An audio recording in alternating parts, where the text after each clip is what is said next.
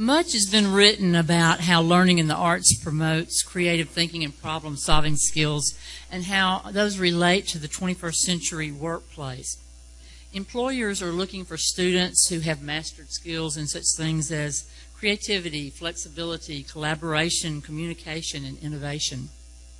Our panel will talk about a range of learning environments and their potential to prepare youth and adults with these and other skills that are so important for working successfully in arts and non-arts settings.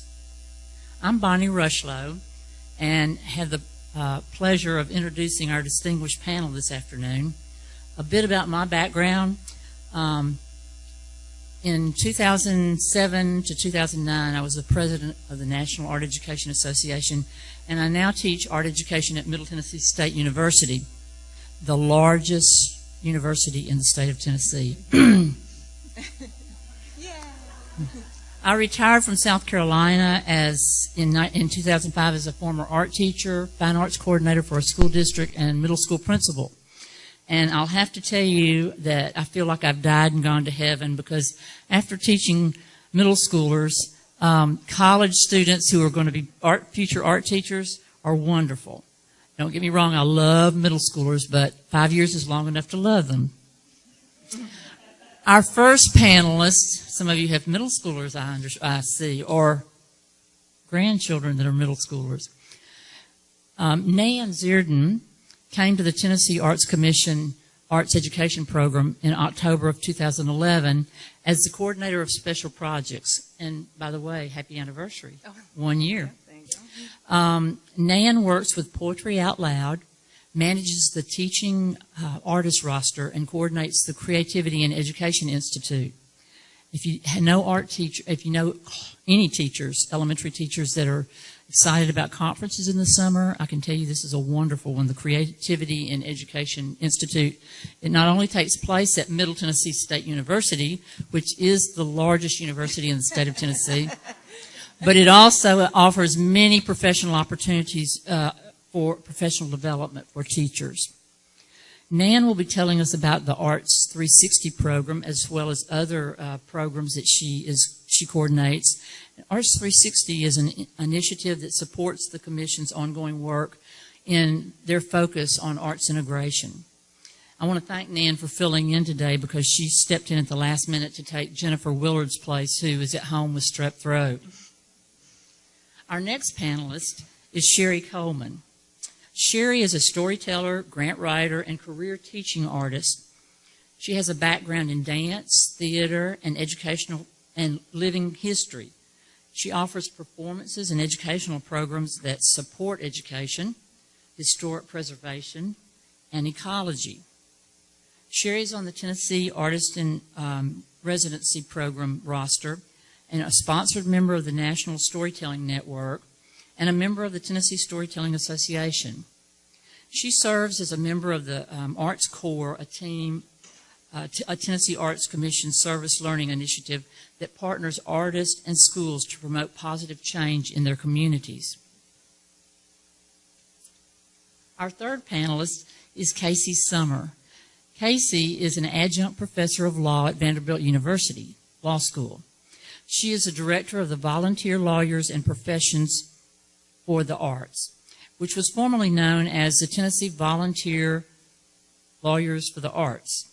As co-founder of that organization, Casey opened its office doors as the organization's executive director in September 2006. She led the program through its merger with the Arts and Business Council of Greater Nashville in 2009, and she continues to serve as its director. In addition to having a JD from Vanderbilt, Casey also holds a BFA in photography from Belmont College University. I apologize. Professor Summer teaches establishment and management of nonprofit organizations at Vanderbilt University. First, each panelist will give you a brief overview of her program, and we'll start with Nan. Are we going up there? Or are we doing it from right here? Okay. I'm going to talk about the history where I'm going to talk about Value Plus Schools, which some of you guys might know about it, and Arts 360. I'm going to briefly talk about how the commission, where it started, and then kind of where we are and how we train the teachers to do with arts integration. There we go. So, a major focus of the Arts Commission education program has been arts integration, which is a method of teaching in the arts, the music, theater, dance, visual arts, and integrating these with other subject areas such as math, science, reading to increase student achievement. Most of you guys probably already know this.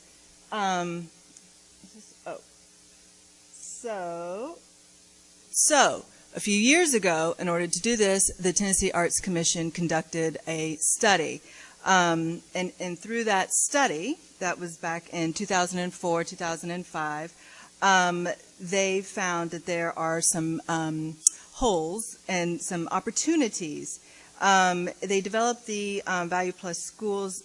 They researched different models throughout the country, including arts in the basic curriculum in South Carolina, whole schools in Mississippi, and an expansive multi-state model such as A-plus schools in North Carolina. What they found through this study is that there were three critical factors that were needed for success. And the first one, obviously, would be flexibility, sustainability, and the ease to replicate it. So Value Plus started in 2006. And what they did, the commission was awarded a grant. We wrote a grant. The commission was awarded a grant from the Department of Education, a federal grant for $1 million.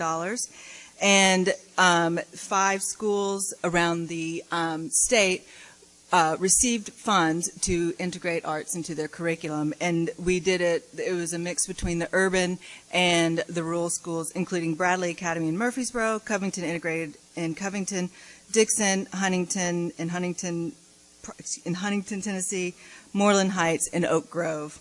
Through that study with through Value Plus, we revealed that test scores went up and the achievement gap was narrowed. So to continue that momentum, the Tennessee Arts Commission wrote a second grant, and that's when Arts 360 came into play. And I do have some of the information that we collected on the Value Plus program, the research that I can hand out in a minute or afterwards.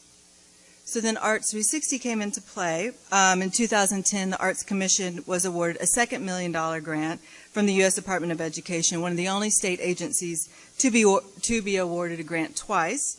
And Arts 360 uses lessons learned from Value Plus to strengthen student achievement through the arts at a district level.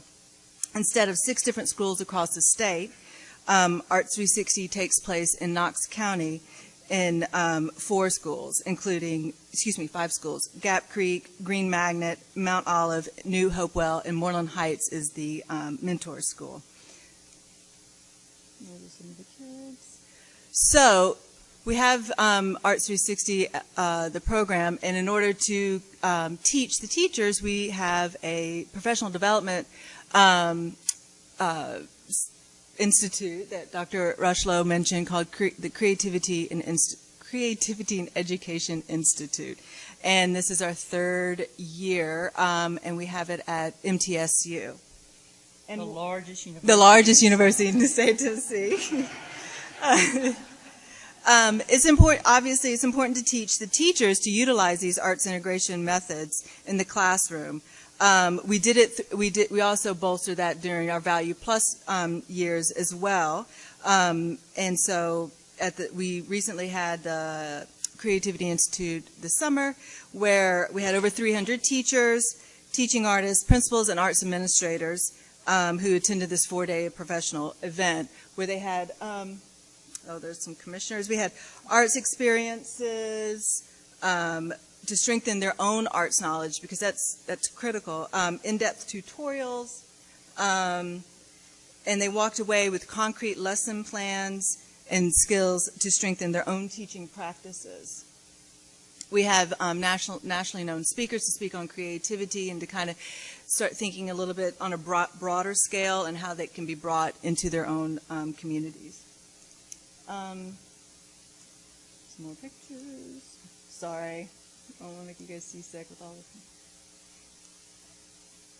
So the highlights of the Institute, and this is what Ann Brown and I were very pleased with, is that we are starting to bring in other players that we hadn't thought about. For instance, we had some people from the Department of Corrections attend, because in the corrections realm, there are juveniles who are offenders, but they, by law, should be taught. Obviously, there was something missed in the first place, so there are schools in these juvenile centers, and these teachers came to learn to bolster their skills and how to teach this very segmented population. And so we're starting to have those conversations with different organizations and state agencies about arts integration and how it could be utilized in different ways. So that's arts integration. Arts-based service learning is what I have been exploring. I think he's just going to start. I think we're good. It's what I've been exploring for the past couple of years. Arts-based service learning is this incredible catalyst for change. And the really marvelous and frightening thing about it is that you're taking high schoolers or middle schoolers and you're putting them completely in charge. And I love that. The Celebrating Our Roots project, which is the one that I'm going to talk about, in all service learning projects, we bring young artists together. Service learning is about addressing a need in the community with your talents as an artist. In Celebrating Our Roots, what we're doing is some placemaking. We are having the kids adopt their community's cultural heritage sites.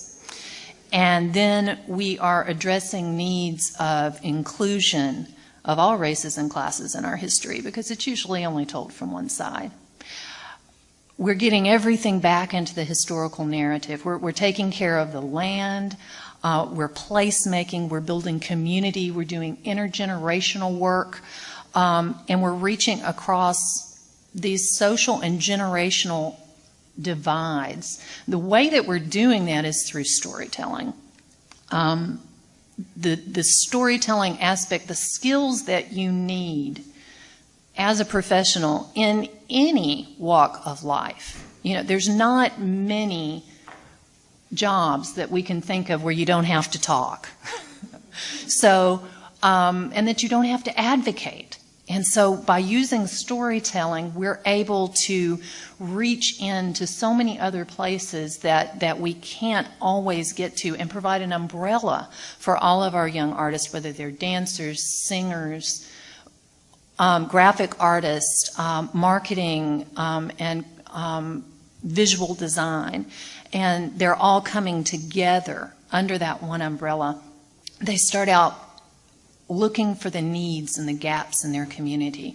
They go in and they seek out community members, and they start assessing with their neighbors what they feel is good about the community, what it is they love about the community, what they want to see changed in the community, and how the community is changing before them.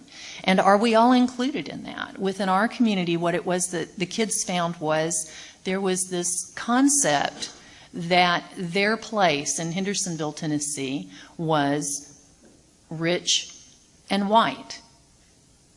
And that was it. Well, it is along the lakefront, but how much waterfront property is there in an entire county? So the majority of people were being left out of the narrative. We have a Rwandan community. We have a Romanian community. We have all kinds of wonderful things. The kids all came together. They volunteered at the local historic site, historic rock castle tied to 3 presidents. All those stories and narratives lost. Did you know that Andrew Jackson played fairy godmother to the daughter of the house who eloped out the window? He provided the ladder, the horses, and the preacher. I mean, there were these wonderful stories that were involved in this place and that were still existent, had been kept up with. They looked at the social needs in their community. They looked at ecological sustainability, invasive plants coming in and running out the native plants that had been along the waterfront. They looked and they saw all of the things that were going on in their community, and then they looked at their talents as artists and their passions. They saw where they overlapped, and they said, there's our vision. Here's what we're going to speak to. It became very much a social justice issue, which was so beautifully and gracefully done with no preaching. Storytelling is wonderful in that way. As my friend Elizabeth Ellis says, it's one of the most seditious acts you can legally commit. Because, and you should have seen their faces when she said that to them a few weeks ago. You know, these were teenagers. Are you kidding me? You know, once you hear a person's story, you can't unhear it. And once you've heard it, it's really hard to cultivate hate towards them. So they went in, they found all of those things. They found where it overlapped. And it was beautiful. There was going to be poetry, dance, just fabulousness. And we were all so thrilled. And then it happened. Funding cuts. And so we watched the support for the whole thing. You know, just really the county cut the funds in the middle of the school year. It was terrifying. So, you know, oh no, now what do we do? Well, a 15-year-old took over the administrative duties. We were administered by a 15-year-old young lady who has since been hired at the local historic site, participated in grant writing, you name it, she's done it. She's amazing. When she gets out of school, I'm hiring her. Another 15-year-old went and had the policy change. These young people were in meetings, private meetings with their local school board and community council. They got the policy changed, and in their first year with the big balloon idea of reaching 1,500 school children, despite their policies, they reached 710 before they ever did their public event. So, rather than running a PowerPoint for you, what it is that I have done is I have brought some examples of the student work. Know that as you think about how it's preparing them for the job place, that they have been through every aspect of nonprofit organization and of theater production or arts production through this. What you're going to see was student produced. I helped them put the PowerPoint together, but the descriptions of their stories were in the program that they produced. The photography was done by a young 16-year-old artist. The stories were all either completely original or adaptations of traditional works. The music that you will hear is student work, and the video as well. So if there's time later, Bonnie, there is a video performance at the end. I'll let you decide whether we get to that or not. There is a time for us to wander, when time is young and so are we. The woods are greener over yonder. The path is new, the world is free. There is a time for love and laughter. The days will pass like summer storms. The winter wind will follow after. But there is love.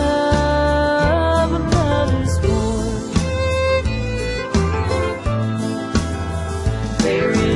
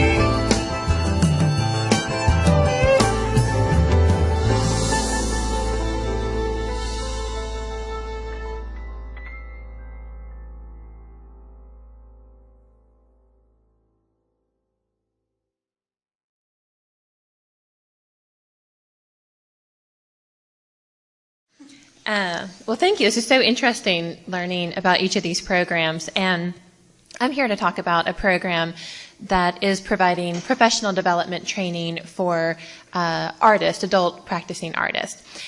Before I do that, I want to give just a little bit of context about the Arts and Business Council in general, for those of you that aren't familiar with us, because we are a fairly new organization. So the Arts and Business Council is based in Nashville, and we are an organization that is focused on elevating and strengthening the arts community with the goal of making it more sustainable. So we are working with artists and arts organizations to provide them with services, skills, and other opportunities that they need to be successful, to make a living, to make a life from their creative endeavors. And we have 3 core programs that we focus on. The first of those is the one that I spend most of my day with on a daily basis, which is the Volunteer Lawyers and Professionals for the Arts. And that program is providing free legal services and business services to low-income artists and nonprofit arts organizations of all kinds.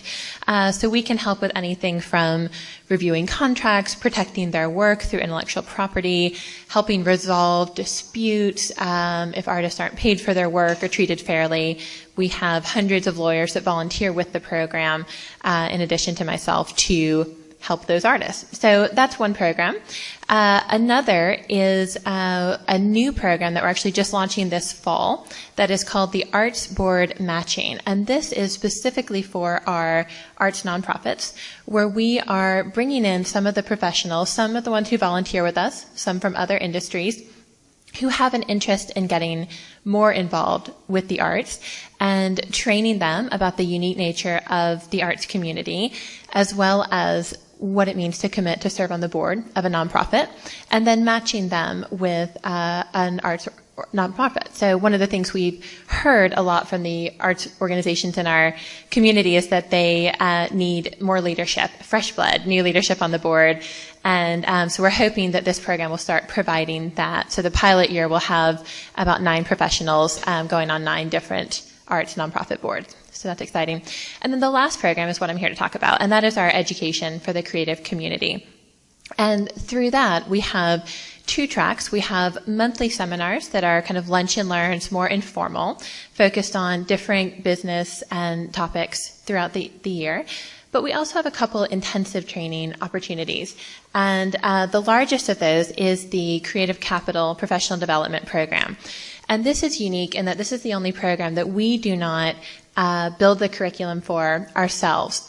So we started looking around, and really the reason we brought this program in is that we were hearing from our artists that they were saying they would come to the monthly seminars and say, we need more. We need more intensive training. I need more about how to promote my work, how to handle my finances, how to be, a better sole proprietor of my arts business. And so we started looking for resources to train those artists and became aware of Creative Capital, which is a national nonprofit, which is based out of New York, that has a really unique model and also have provided some grant funding to bring their program around the country, which we were a recipient of, brought it to Nashville last July, and then brought it back again this September.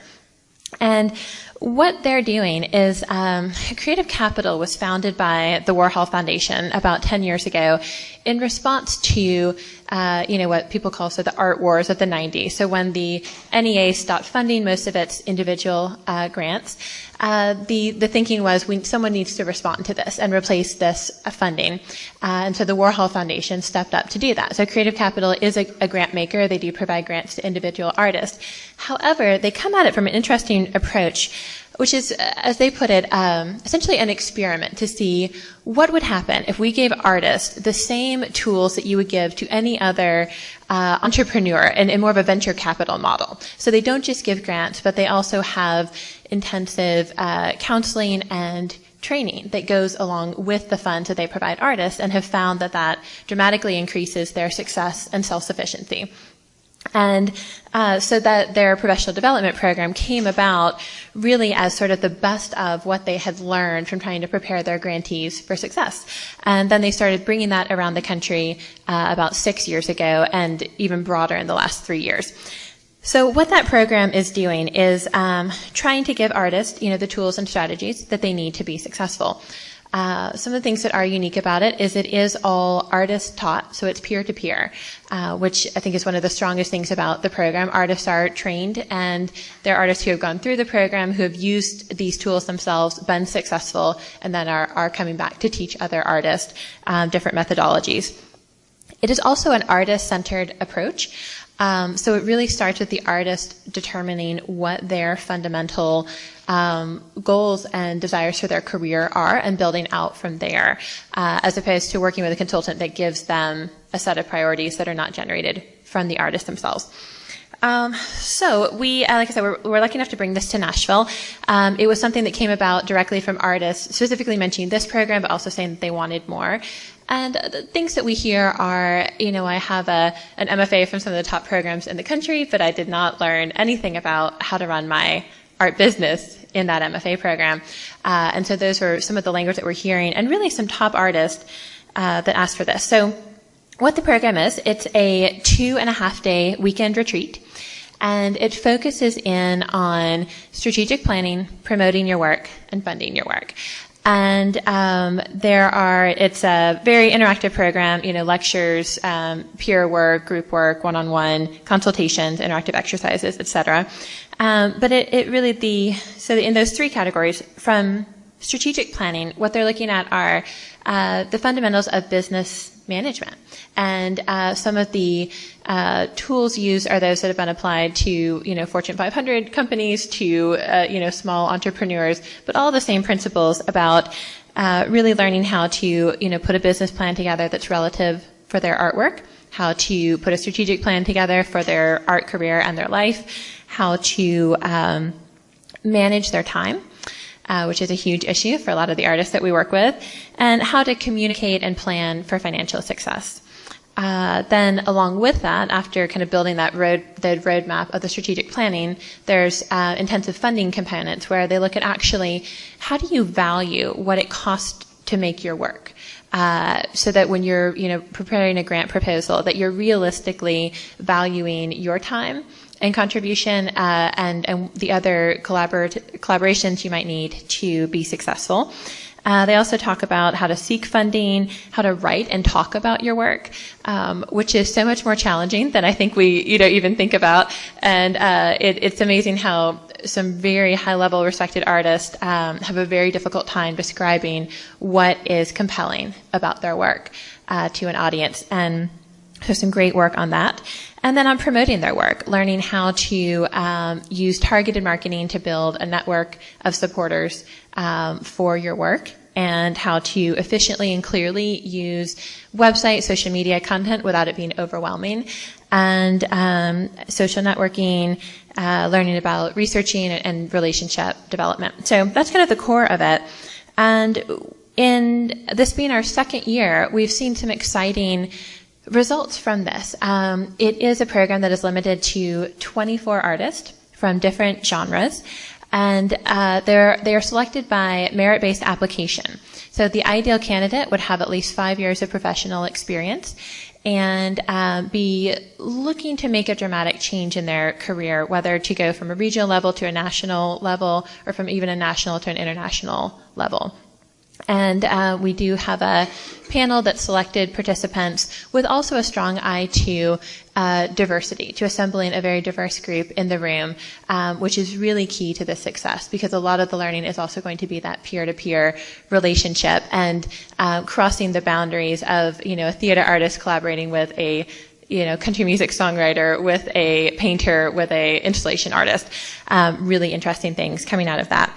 From the artists that are over a year out of the program, we are hearing from them that they are better able to realize and achieve specific goals, that they are seeing improvement in managing the business and creative sides of their artwork, that they are making some of those major shifts in their life, earning more of their income from their artwork, that they are also learning to leverage successful funding or projects to then be more successful and achieve some of their long-term career goals. And so that's kind of my spiel. I wanted to let the artists speak for themselves. We have a brief, about 3-minute video.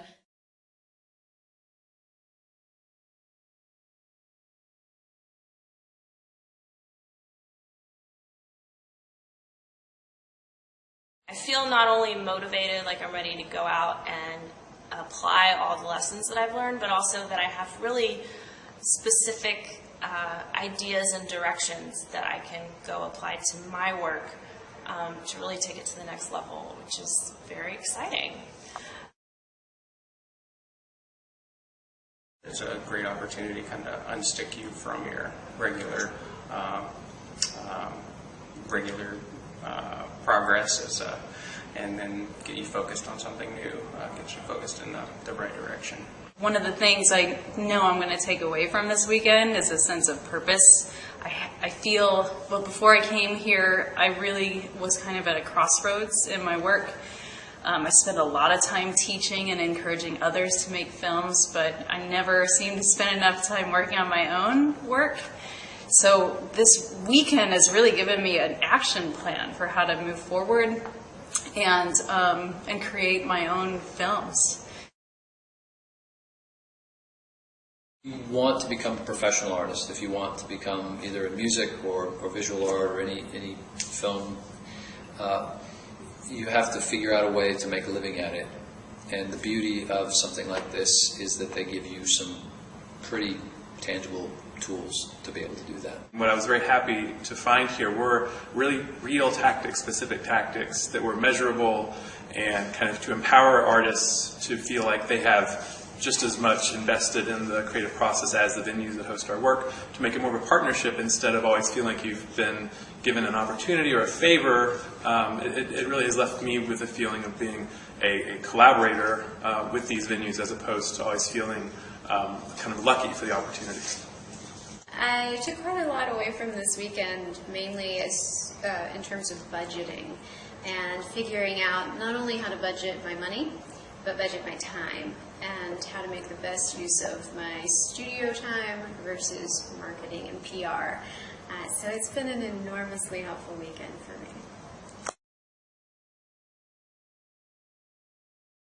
I think it's quite fantastic actually to know that we are not alone and that the problems that I have are shared by many artists. Oh my gosh, it's immeasurable in the sense of way how people are really honest with you and how they force you to be really honest about your situation to make you more successful.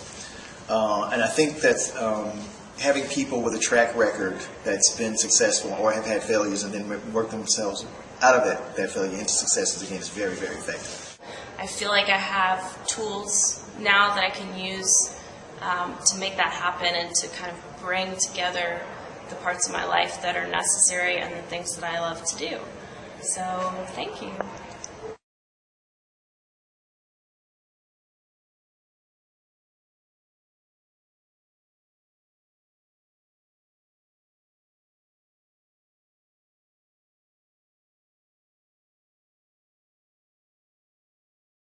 Okay, I have a few questions that I want to ask the panel that will hopefully spark some conversation with the audience.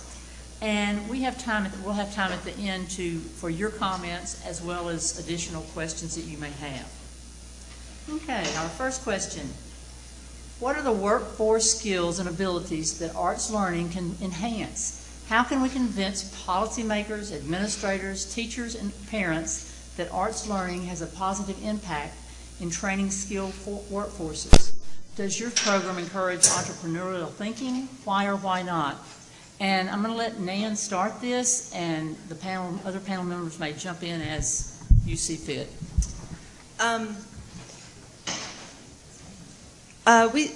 With the commission, we see educating the whole child as our initiative, where the arts is integrated within the normal activity of the normal core curriculum, where the arts aren't a special and they're not the first thing to get cut, as many people know, and that's how we do this through arts integration. And obviously, you know, some of the skills when you educate the whole child, you're building those 21st century learning skills, that creative thinking, all those sorts of things that the Fortune 500 companies talk about.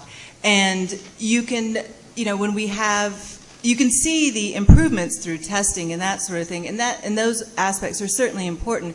And I love the fact that Sherry is here because, as a storyteller, it's important for all of us to tell the story. And the children tell their story by not only in the work that the artwork they create, or when they finally get whatever the concept or the standard is that they need to learn to move on to the next grade or whatever, but the parents also need to be able to tell the story. And to do that, we need to be plugged into the PTAs, the school boards, the county boards of schools, and those sorts of grassroots level communities, and organizations. And I just got back from NASA, where storytelling was NASA's National Association for State Arts Agencies, and the theme was telling your story. And we all need to do a better job at telling our story, and also building upon what Tom Burrup said today, is to make sure that if you're telling your story, that you're at the same table as the policymakers are, and to getting your foot in the door that way. So that's kind of my take on it. Jerry, did you want to add anything? Yes, Casey. I think for us, with celebrating our roots, struggle is the best gift we can give them. When people go into a job, one of the things that they say in an interview is, well, what experience do you have? And so I think that service learning gives the kids an opportunity to apply. We all did that thing where we did our training and we studied hard, and then we got to a job and said, oh, I have to use that now. How's that done? So I think, service learning was something that I came to kind of in a roundabout way, and I'm just amazed at how the arts widen the student's scope for how they can be of use to the world, to be able to take their skill and see a need and creatively solve that problem or that niche. So then as business models change, which they do, and as economic things change, I think that arts education teaches a student a unique adaptability and plasticity. Oh, I speak for a living. That sometimes in some business training situations we don't necessarily have the freedom to think that way. And I think that arts education can kind of help fill that gap a little bit. Thank you, Sherry. Casey? Just thought I'll chime in on the last question about entrepreneurial thinking. That is very much what the Creative Capital program is grounded in. And it really comes from a place of empowerment as opposed to a place of victimization. We hear a lot of artists saying, well, I don't think that way. I can't do business things. And it really is kind of flipping that on its head and saying, well, you are the head of your own business, so of course you can do these things. There may be some that you need to, hire professionals to help with, and there may be some things that you hire down. Maybe social media is not your thing. Maybe data entry is not your thing. Maybe bringing in an intern or an assistant to help with paperwork or the things that you put off. That's all fine, but you are the executive that are making those decisions and engaging people to fulfill that. So it really is trying to empower people to think of their practice as an entrepreneurial business and to care for it and nurture it that way, and to try to think about the amount of love and time and energy that artists put into their artwork. Don't you owe it, that a little bit of that time and energy to make sure that it is seen and reaches the audiences that it has its full potential to do. And so really thinking of the business as not a chore, but as something that you're empowered to do and that is supportive of your art practice as opposed to taking away from it. Thank you. Now I'll change it. How is the current focus on standardized testing affecting arts programs in the schools? Well, that's kind of my baby, and I want to take that one to begin with. I think it's having a profound effect on schools. Such things as scheduling, educational field trips, curriculum, and budgets. For example, I know several schools in one county that have gone from having an hour for elementary art programs to 30 minutes. And the reason for that is so that the art teacher can go in and tutor math and language arts during the rest of the day. one of the middle schools, or a number across the United States that I know of, who normally had a section of 6th, 7th, and 8th graders in the morning and 6th, 7th, and 8th graders in the afternoon, now has only one section of 6th, 7th, and 8th graders, and all afternoon works in the math computer lab. So somehow we're not using our resources as far as personnel the way they need to be used in the arts. Another state, and this is really an extreme, I think, but actually has the art teacher teaching students how to correctly bubble in the bubble so they would be sure that the answers were all filled in correctly. I don't know if you know this, but it's a principle I learned that 5% of all answers on tests are incorrect because the child either had a stray mark or they bubbled incorrectly. But in my opinion, that is not something that the art teacher should be spending time doing. Another thing is curriculum. It's really hard to teach a comprehensive curriculum when your principal says, okay, now you're going to teach social studies and science, and if there's art related, you can tie that in. It should be the other way around. As we integrate the arts, it's so important for that comprehensive program to have arts education as the catalyst, have the art teacher teaching art, but also integrate all those other subjects that make it so rich. Don't get me wrong. I understand how important it is for our students to be able to read, write, and compute. These are skills that are going to be critical to their lives being successful, but I also think there should be a balance. And that balance is that the art teachers and music teachers and dance and drama teachers do not get what I call stuck with teaching things that are not in their realm of things that they want to be teaching or need to be teaching. I like to think that the arts teach students to think outside the bubble. Would anyone else like to comment on the whole focus? There is one thing that I think that we've got to do, and that's to help our educational leaders and decision makers understand why it is so important. You know, if an art teacher stays inside his or her room, never goes outside those four walls and just says, you know, I teach art and I'm going to do what my students need, but that's it. Advocacy and going outside to let others know why art is so important, what skills it does teach to contribute to the whole being of our children, because they're going to have a lot of challenges, as we all know, as we all do, and hopefully the arts will make a difference in their lives. Others? Well, we'll just go right on. Question number 3. In-depth study and training in artistic disciplines is often regarded as separate and apart from technical or vocational training because artists' professional paths are not necessarily dependent on employers. How can arts education enhance students' professional skills and career paths while not providing job-specific training? And I've asked Sherry to begin this discussion. Well, you know, it's the business models for everything, the skills that we need to be successful for just about anything are all the same skills. You need to be able to speak well. You need to be able to organize your ideas. You need to you need to be able to present those ideas to others and carry those ideas through and have plans for how that happens. And, you know, isn't that what the creative process is all about?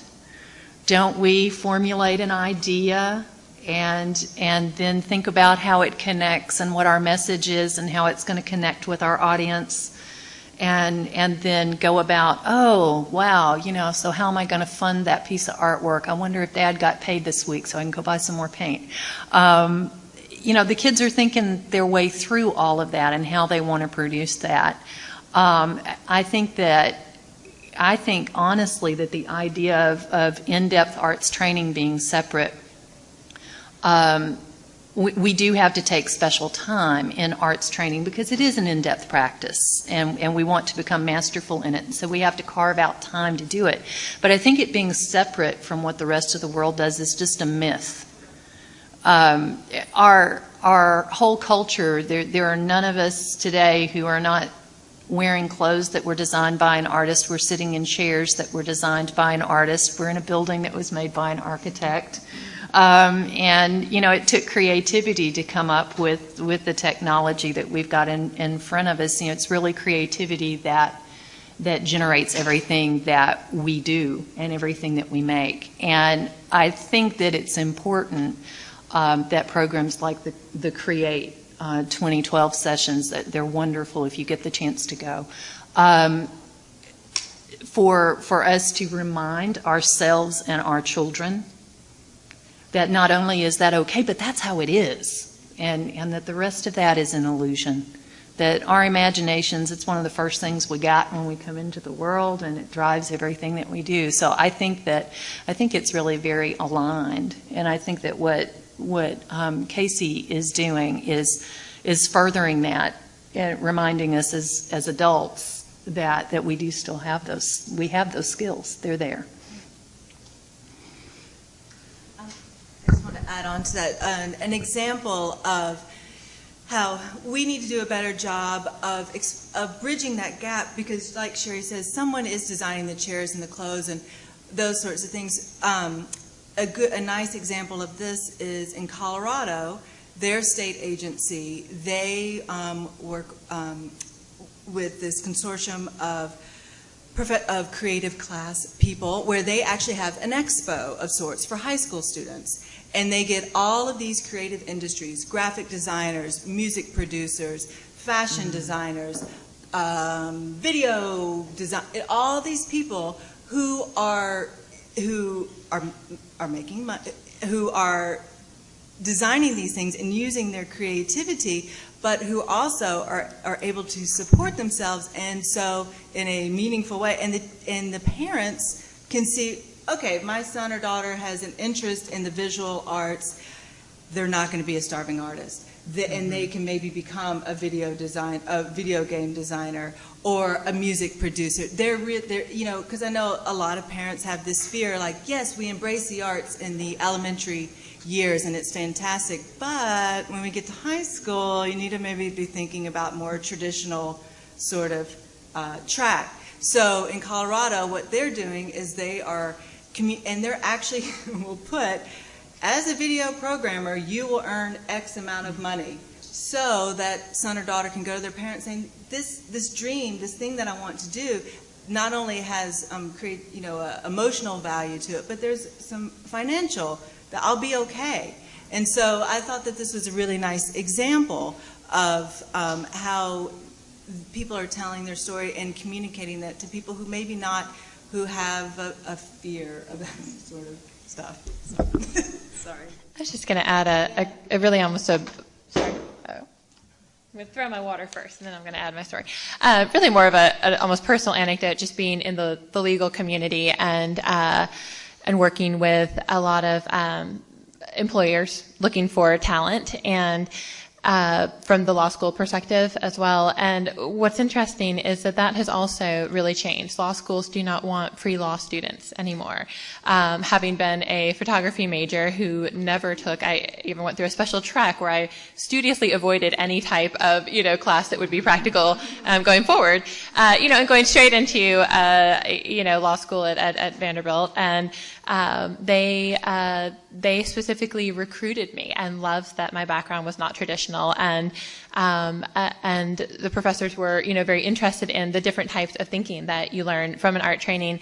And, while the students around me were fainting from the time commitment and, the strenuous of it, if you've done an MFA, the hours were not a problem for me. And, I was pretty used to that, and that kind of independence and knowing how to manage your time and how to produce a product on your own. So it actually was incredibly relevant, and there were, and they're starting to recruit more students from all types of the arts background, and they're excelling in, law and medical and all these other degrees. So that's the other thing that I do try to share with, my colleagues and parents, of people saying, well, I do worry, and now they're at the college level and they're still an art major, never fear. Anything can happen.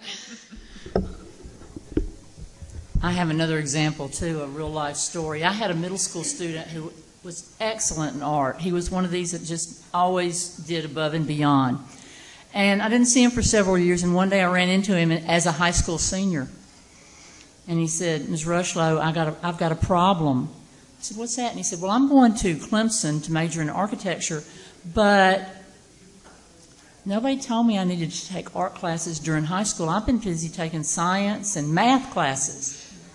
And he had to spend his summer developing his portfolio for admission, well, this is, I guess, his junior year, admission into a university program, because he didn't take those courses that he needed so much in order to be a successful architect. So, you know, we could probably sit here for hours and talk about examples, but I think we better move on to the next question, so you'll have time to talk at the end as well. I think this one has your name on it, Casey. Right. Literally. Exactly. It does, in fact. The Arts Business and Council of Greater Nashville provides a crash course in self-management, strategic planning, fundraising, and promotion. This is to artists through its Creative Capital Workshop. Are these skills being incorporated into secondary and higher education fine arts programs? Why or why not? Yeah. Well, and not being an arts educator, I'm sure there are people in this room that could speak as well to this question. But what we are hearing from our artists is that there is sort of an odd balance that some of the almost the more respected an art school is in a master's program, or even an undergraduate program, the less likely they are to be providing practical skills and business training to their artists to help them have a career after they graduate. So some of the incredibly talented individuals are coming out with none of that. And in talking to some of those educators and asking them why, many of the schools are holding firm in their belief that art school is about the art, and it should focus entirely on learning and mastering your discipline, and that what comes after is what comes after, and it's not their job to prepare them for their careers. Others are swinging the other direction and really starting to add some of that programming. Obviously, I'm biased. You can see which way I lean on that, but it is an interesting debate, and I do see both sides of it, that there is something valuable about having a space of time that is carved out exclusively for pursuing the development of artwork. But at some point, in that career or in that education, there needs to be some training for what comes after, because I think that is how you sort of get a bad rap for art majors, that they're coming out and they're not able to make a living from their careers, when typically the problem is not that their artwork is not good enough, or that there isn't a market for their art. It's that they don't know how to create a market for their art, and they don't know how to bring their artwork to the market and how to manage their arts practice. Thank you. I want to add something to that from higher ed point of view. We do in our art education program teach the skills that you're talking about, such as organizational skills, curriculum planning, resumes, budgets, writing grants, and interviewing, those kind of things. And I know that there's beginning that more and more in our total art department. Graphic design, because we realize that once our students know what they need to know as far as the curriculum is concerned, they've got to be able to market themselves. And we have a practicum that our students are in the schools 2 days a week before they even begin student teaching, all day long, so they can see how bus duty works and all those things that they don't ever realize happen out there until they're in the schools. We know it's working because they're getting jobs. And I think it's so important to make sure that we teach them those skills that are just imperative for the workplace.